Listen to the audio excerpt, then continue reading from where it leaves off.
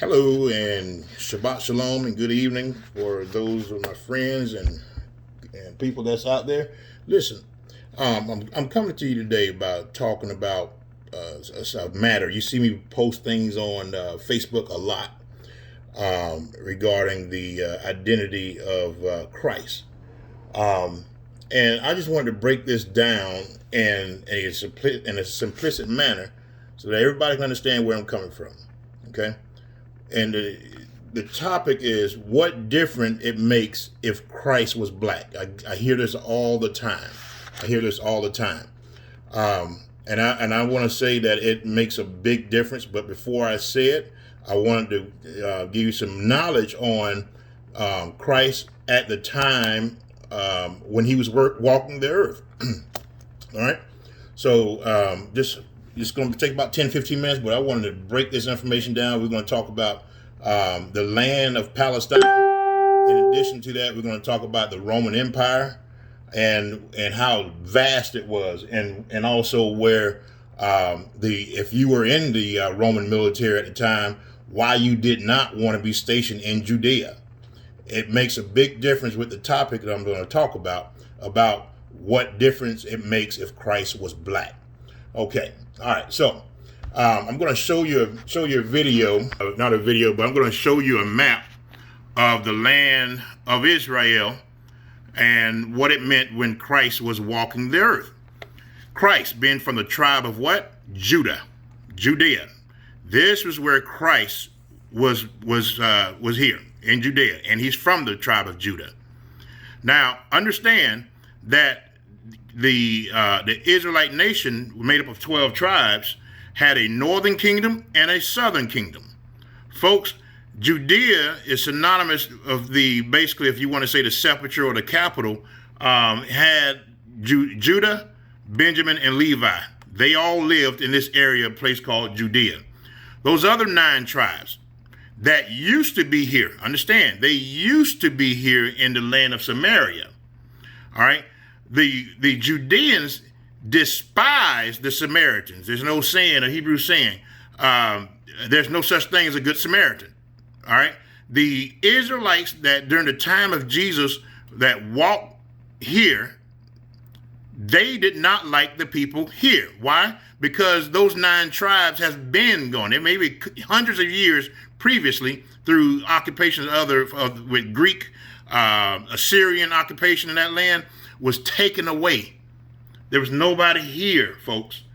There was nobody here except for the occupiers. Now, I'm going to give you an example. When Alexander the Great, the Greek, when they came in and took over the land prior to the Romans, they brought their folks in, all right? They made this area here where even the skin color starts to change.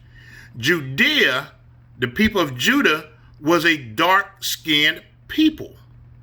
Actually, even the northern tribe was dark-skinned.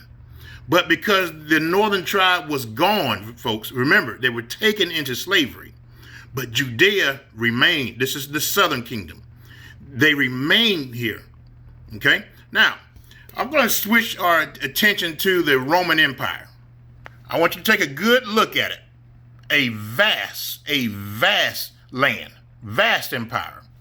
It was so large, Rome being here, and they had 2 capitals. 2 capitals, folks. There's another capital here called Constantinople. All right? And the further you were stationed away from Rome or Constantinople, the less supplies you got. In addition to that, the darker the people became. What do you mean the darker the people came? All right? If you were stationed here in Nubia, Egypt, all right, this area right here, these people were what we call Hamites. Okay? But again, the Nubians were was basically almost wiped out. The Nubians was almost wiped out of that land. Okay? So the Greek came in after they defeated the Egyptians. The Greek came in and occupied this land before the Romans.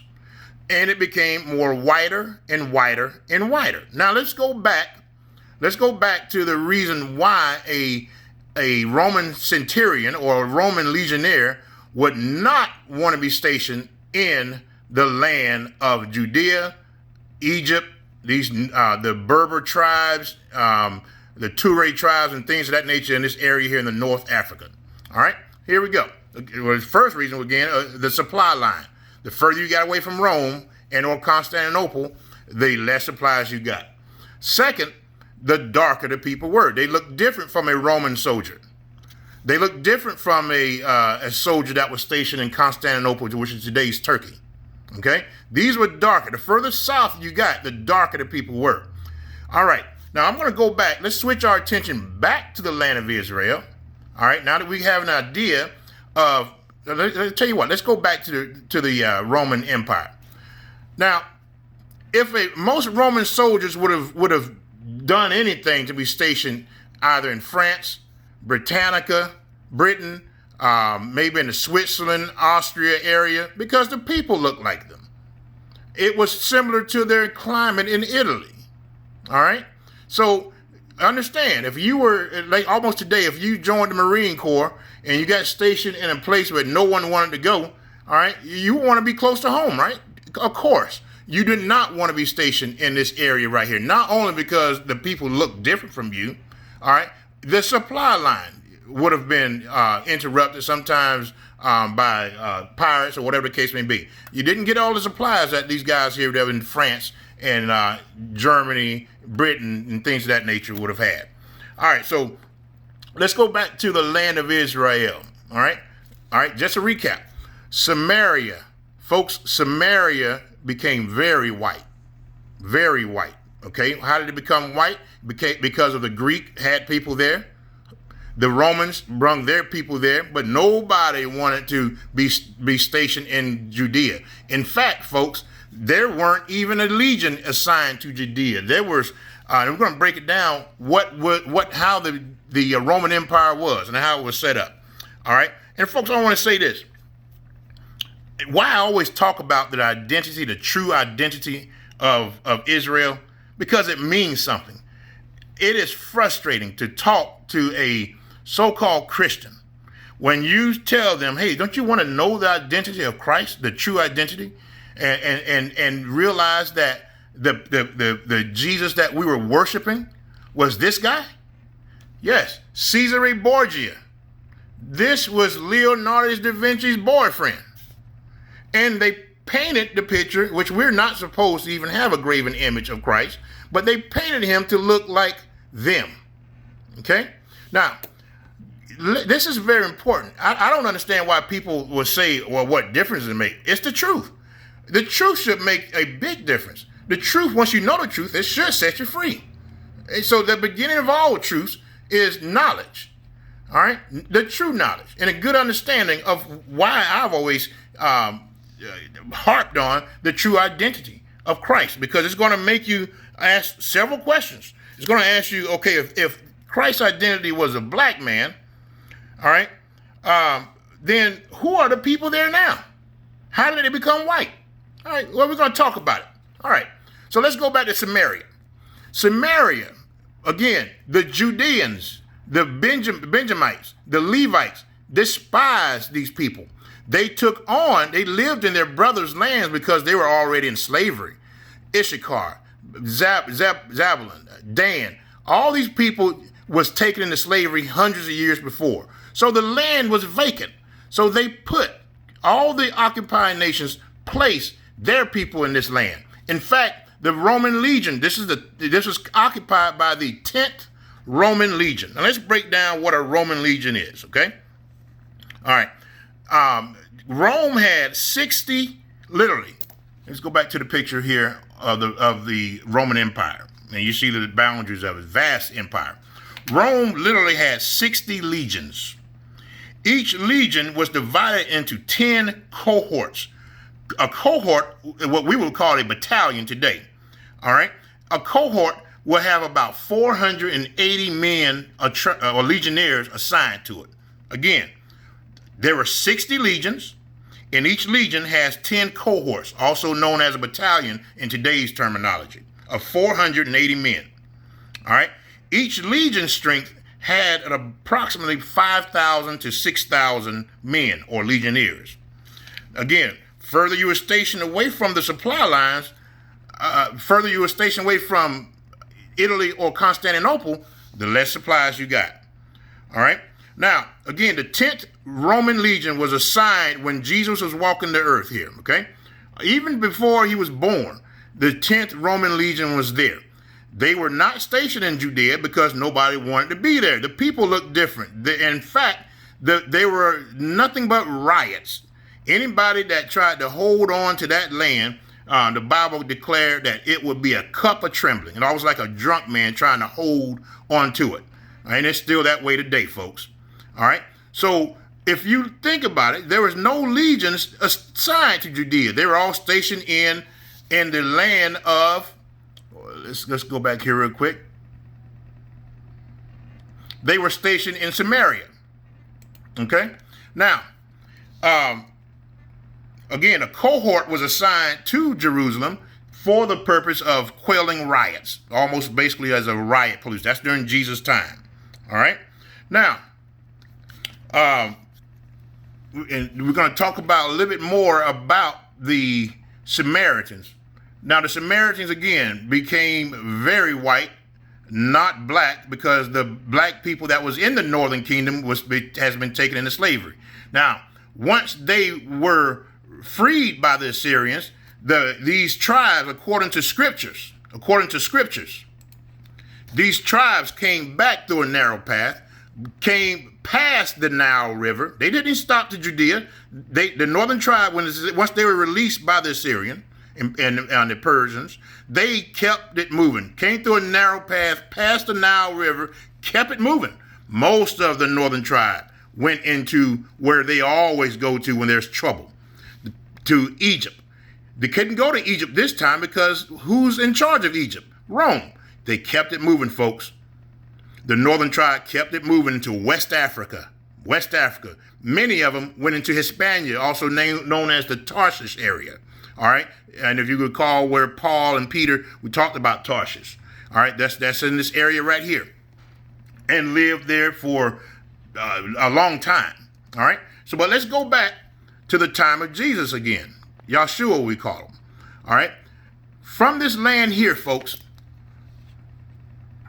from this land here of Judea, when there were troubles come, there were literally a cohort of maybe 500 men would go into Jerusalem to quell the riots. Okay. When let's go back, when Jesus was born, they had to go where? Where did they have to flee to hide from the king? Because he sought to kill baby Jesus, right? Egypt. Egypt was full of the Nubians, black people. My point I'm trying to make, once you identify who Jesus really was, that Judea, Benjamin and Levi was the only one there. Okay? Once you identify who Jesus really was and his identity, his true identity, you will ask the question, the next question is, who are the people there and how did they become white? Okay? It is the truth. The truth shall make you free. Now, folks, we've been lied to for so long. For so long. We have no clue. Remember, when Christ came to this earth, the people of Judea, these were very, I would say, rebels. They didn't like the Romans. They didn't like anybody. They didn't like the Samaritans because they know they were shone upon. Their skin color was there. Christ, let's give an example of Christ. Christ had a feet of brass. He had hair like wool and a beard, folks. You can look at some of the readings of Josephus. Josephus would describe him as a color of an Ethiopian. Okay? There's all kinds of information, but some of us, even our Christians, we don't want to know the truth because it will make you uncomfortable. All right? It will make you realize you've been lied to. All right? So now, when Christ came here, when he lived when he traveled in and around Judea, all right, there was a rebel movement going on here. And the people of the time, they wanted somebody to overthrow Rome. Well, guess what, folks? Guess what? Christ didn't come here for that. Christ did not come here for that. And he told them, I did not come here. He basically warned them, and he told them, I want you to send the message out to wherever those northern tribes were sent to. I want you to go and send it to the Jew first, to the Israelites first, and then to the Gentiles. Folks, our people were scattered all over these countries, all over this Roman Empire. Everywhere you can think of, this is where the Israelites was in slavery. All right? Everywhere. So this is the reason why. Now, you never saw Christ go to Rome. No, you didn't. All right? He told his disciples to go. All right? Why did he tell them to go, and where did he tell them to go? Wherever his people were. Okay? So it is very important to know the identity of the one who you're worshiping. That's simple. Simple. All right. So now let's go back to Christ when he was in amongst Judea. And so once they realized at the end, or almost close to his ministry, Christ's ministry, I didn't come here for that. I didn't come here to overthrow Rome. He basically told them that, hey, guess what? In about 40 years, you guys going back into slavery. But he gave you a warning. He gave Judea a warning.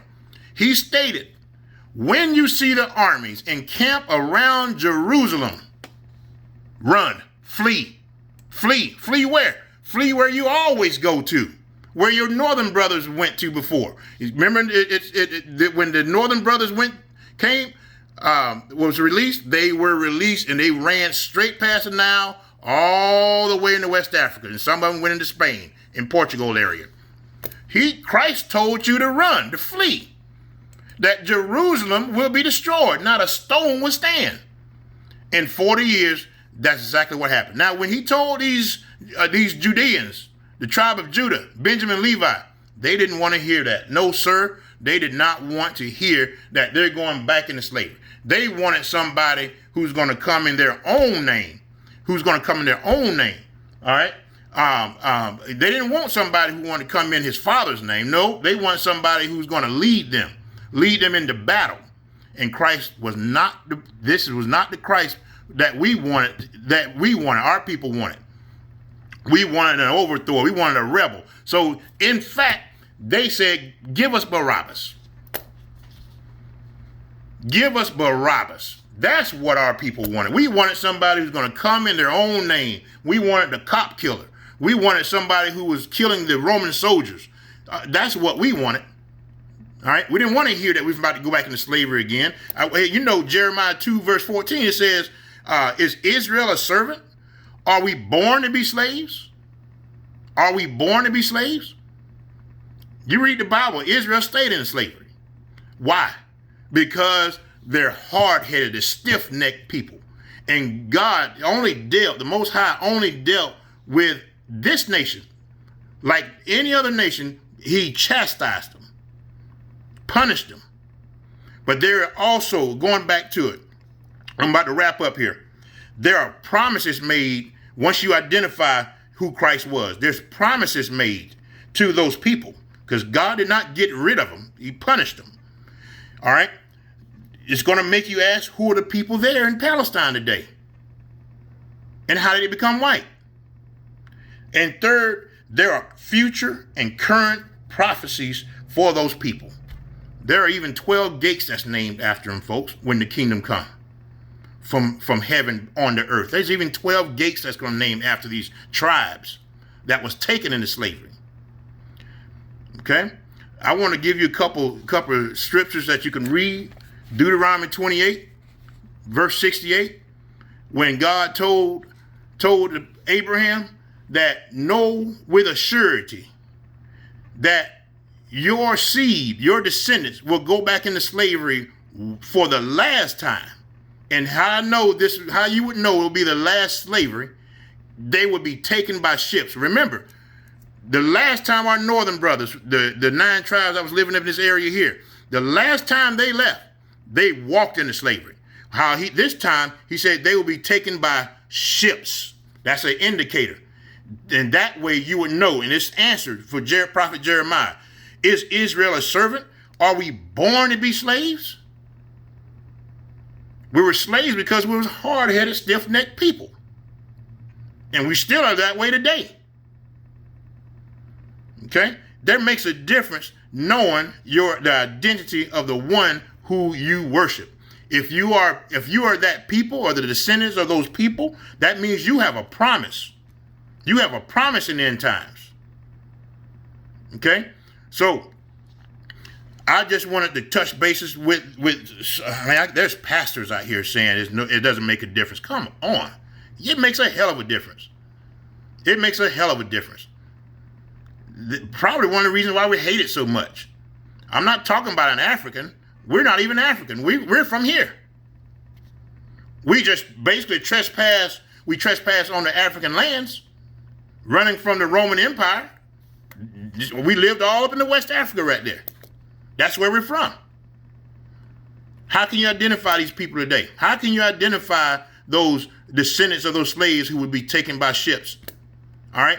They're all the males have the same paternal, also known as the pedigree, Y chromosome called E1B1A. Just check your bloodline. Follow the blood. You'll know where these people were sent. Because Judah, let's go back. We'll give you another precept of Deuteronomy. It'll be Genesis 15, verse 13. When God told Abraham again that know that your descendants shall be enslaved in a land and mistreated for 400 years. 400 years. All right. Afterwards, after they finish their 400-year sentence, I shall judge the land. Folks, I'm here to tell you, I want you to do your math. What year did these people that have E1B1A from West Africa, what year did they arrive in the America? In this great nation of America, United States. 1619, Port Comfort, Virginia. According to the scriptures, Genesis 15, verse 13, he said 400 years. He didn't say 401. He didn't say 399. He said 400 years. That your descendants, this is that last slavery, that last mistreatment of those people. And it's answering, and the Most High is answering Jeremiah that yes, you may seem like you're in slavery all the time because you're hard-headed, all right? But this will be your last captivity, that those 400 years. Folks, 2020 ended the 400 years. If you continue reading verse 14 in Genesis 15, verse 13, it will tell you, afterwards, I shall judge the land that enslaved you. Judah was taken by ships. These people right here, the northern tribes are already gone, already been in slavery. All right, but Judah, something about Judah was taken to the four corners of the planet. The four corners of the planet. Okay, this is important, folks. Know who you are. Know who you are. Know who you're worshiping. All right. His identity means a lot. If you can tap into, if you can connect the dots in that, if you're one of the chosen seed of Israel, the true Israel, we're not talking about Ashkenazi land over there.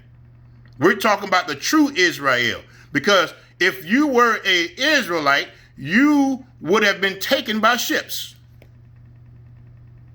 You had to been taken by ships. That's one of the curses of Deuteronomy. All right? The people in that land today has never been by ships. They got never taken into slavery by ships. And the Holocaust doesn't count for slavery. Okay? So let me get off that subject there. But my goal and my intent is to educate the people, and especially my people that keep saying there's what difference does it make that Christ was black. It makes a whole lot of difference. And I hope I shared this in the correct way that you can receive it. Folks, if you got any questions, just hit me up, and you just respond back to this post. Like it if you can. I'd really appreciate it. Thank you, and Shabbat Shalom. Goodbye.